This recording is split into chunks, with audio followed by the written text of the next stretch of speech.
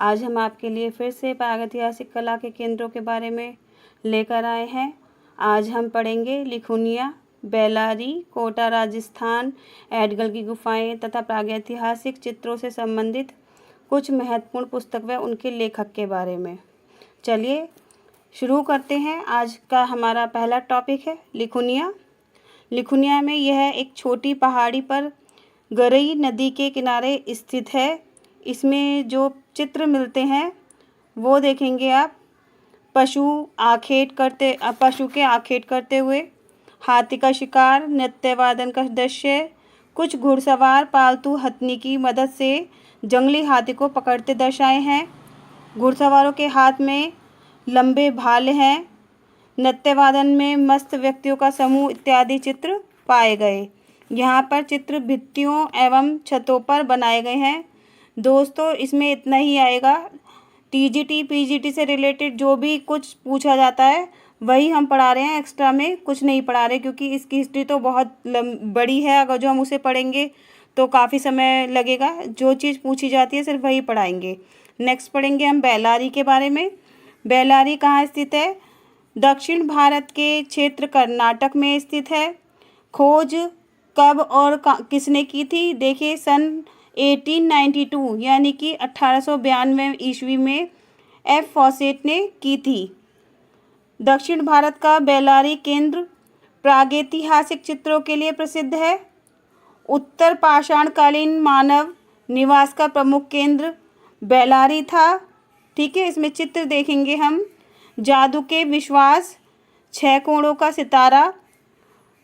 बेल्लारी गुफा स्पेन की कोगुल गुफा की आदिम चित्रकला के समान है। आगे देखेंगे नेक्स्ट, कोटा राजस्थान। राजस्थान में कोटा नगर से 22 किलोमीटर दूर दिल्ली मुंबई रेल मार्ग पर स्थित अल्निया नदी घाटी के शैलाश्रय चित्र प्रागैतिहासिक काल के हैं।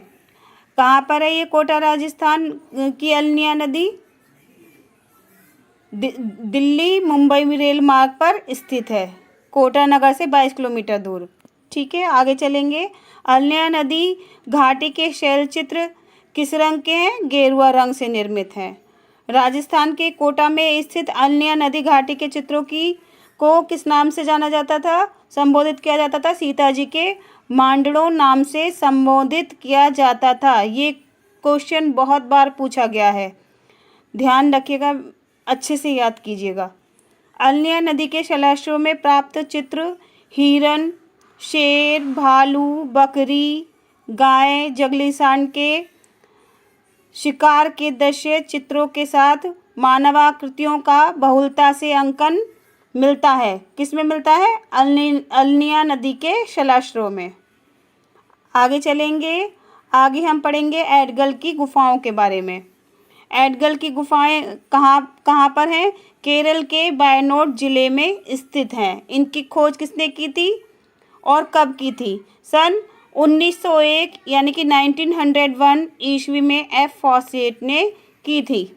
एडगल गुफा में प्राप्त चित्रों का समय क्या है? 6000 से 1000 ईसा पूर्व। एडगल में कुल कितनी गुफाएं पाई गई थी? 2 ही गुफाएं पाई गई थी। बेल्लारी के समान जादू के अनेक चित्र एडगल गुफा में अंकित हैं। एडगल गुफा में मनुष्य को सिर पर टोपी पहने चित्रित किया गया है।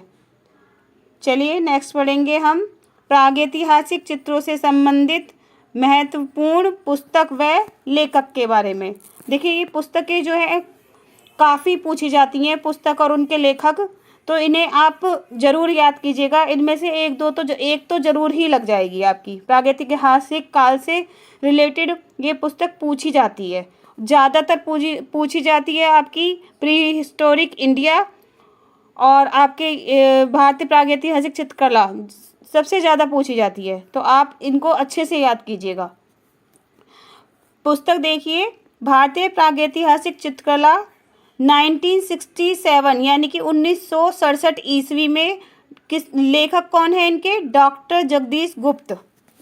ठीक है, देखिए दोबारा से सुन लीजिएगा। भारतीय प्रागैतिहासिक चित्रकला 1967 ईस्वी में, डॉक्टर जगदीश गुप्त। नेक्स्ट है rock painting of Mahadev hills 1936 में 1936 में 1936 ईस्वी में D.H. गार्डन ने लिखी थी। D.H. गार्डन के लेखक थे। प्री हिस्टोरिक पेंटिंग 1958 ईस्वी यानी कि 1958 ईस्वी, ये किसने लिखी थी? एलन हार्टक ब्रॉड्रिक ने। नेक्स्ट देखिए, प्री हिस्टोरिक इंडिया 1950 ईस्वी में यानी कि 1950 यानी कि 1950, किसने लिखी थी? स्टुअर्ट पिगार्ट ने। नेक्स्ट देखेंगे, ओवर हेरिटेज इन आर्ट 1952 ईस्वी में 1952 में असित कुमार हालदार ने। नेक्स्ट है इंडियन पेंटिंग 1929 ईस्वी में यानी कि 1929 में, किसने लिखी थी? पर्सी ब्राउन ने। दोस्तों आज के बस इतना ही है। यदि आपको हमारी वीडियो पसंद आए तो शेयर ज़रूर करें, लाइक करें, सब्सक्राइब करें तथा बेल आइकन को प्रेस करना ना भूलें।